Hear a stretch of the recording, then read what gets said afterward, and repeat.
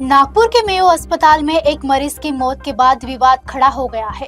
Republican party ने डॉक्टरों पर लापरवाही का आरोप लगाते हुए मामले की सख्त जांच और दोषियों पर सख्त कार्रवाई की मांग की है। नागपुर के मेयो अस्पताल में एक मरीज की मौत ने कई सवाल खड़े कर दिए हैं। फेटरी निवासी 57 वर्षीय धनराज डोंगरे को सड़क दुर्घटना में पैर में चोट लगने के बाद अस्पताल में भर्ती कराया गया था। उनको ऑपरेशन कर पैर में प्लेट डाली गई थी और वे इलाज के दौरान अस्पताल में ही थे। परिजनों और रिपब्लिकन पार्टी का कहना है कि 11 अप्रैल को प्लेट निकालने के लिए किए गए ऑपरेशन के बाद उनकी हालत अचानक बिगड़ गई। बताया जा रहा है कि ऑपरेशन से पहले मरीज पूरी तरह ठीक था, लेकिन बाद में उनका ब्लड प्रेशर गिर गया, खून की कमी हुई और सांस लेने में तकलीफ होने लगी।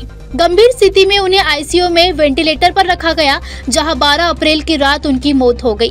पार्टी ने इस पूरे मामले को डॉक्टरों की लापरवाही बताते हुए सख्त जांच और दोषियों पर कार्रवाई की मांग की है। साथ ही चेतावनी दी है कि कार्रवाई नहीं हुई तो आंदोलन किया जाएगा। मेयो रुग्णालयामध्ये 15/3 धनराज तुळशीराम डोंगरे राहणार फेटरी कळमेश्वर यांच्या गाडी स्लिप होऊन त्यांच्या टोंगरेला म्हणजे पायाला मार लागलेला होता आणि त्या मार लागलेला असताना त्यांना मेयो या ठिकाणी आणण्यात आलेलं आहे।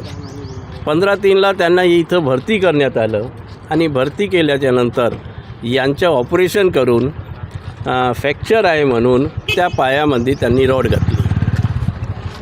त्या दिवसापासून तर आज कालपर्यंत ते याच हॉस्पिटलमध्ये ॲडमिट आहेत। ॲडमिट असतानाच त्यांची प्रकृती बिलकुल ठीक होती, व्यवस्थित होती, बोलणं व्यवस्थित होतं, सर्व काही होतं।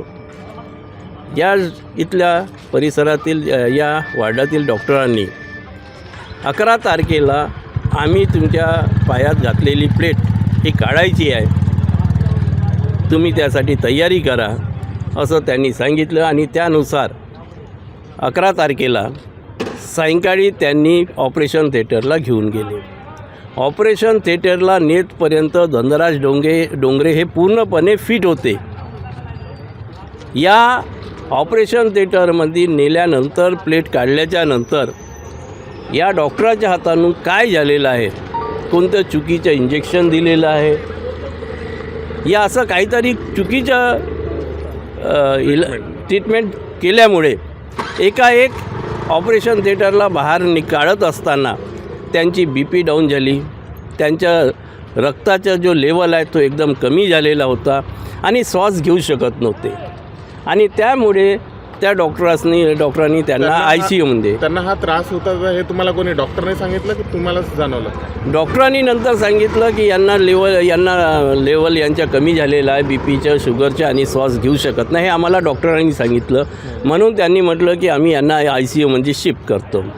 ICUमध्ये शिफ्ट केल्याच्या नंतर ऑक्सिजन तेव्हा व्हेंटिलेटर लावण्यात आलं आणि व्हेंटिलेटर लावण्याच्या नंतर आम्ही म्हटलं ही परिस्थिती कशी काय झाली, जो व्यक्ती कालपर्यंत बरा होता ना आज अचानक व्हेंटिलेटरवर कसा काय गेलेला आहे, याला जबाबदार कोण? तर या इथल्या जो डॉक्टर्स लोक जे होते या युनिटचे त्यांच्याच हातून हे काही चूक झालेली आहे आणि त्या चुकीमुळे या व्यक्तीचा हा लेवल झाला आणि 12 तारखेला रात्री 11:30 वाजता याला मृत घोषित करण्यात आलेलं आहे।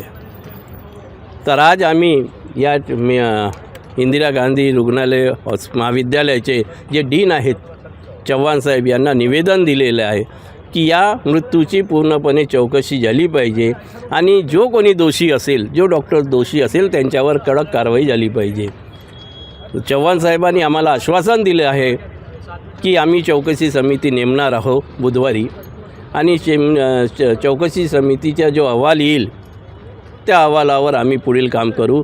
कोणालाही कोणत्याही आरोपीला किंवा दोषी व्यक्तीला वाचविण्याचा आम्ही प्रयत्न करणार नाही।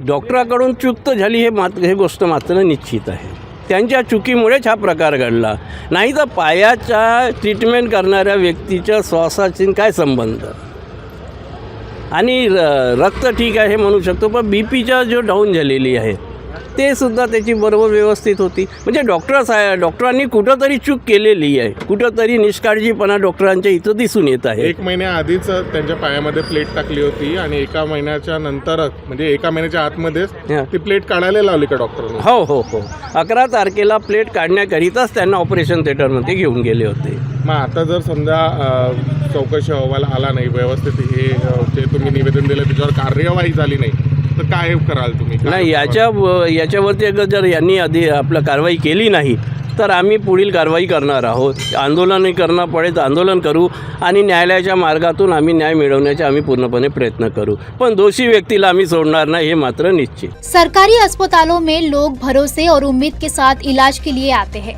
लेकिन ऐसी घटनाएं व्यवस्था पर गंभीर सवाल खड़े करती है. यदि इलाज के दौरान लापरवाही से जान जाती है तो आम नागरिक आखिर कहाँ जाए? जिम्मेदारों पर सख्त कार्रवाई और पारदर्शी जांच बेहद जरूरी है.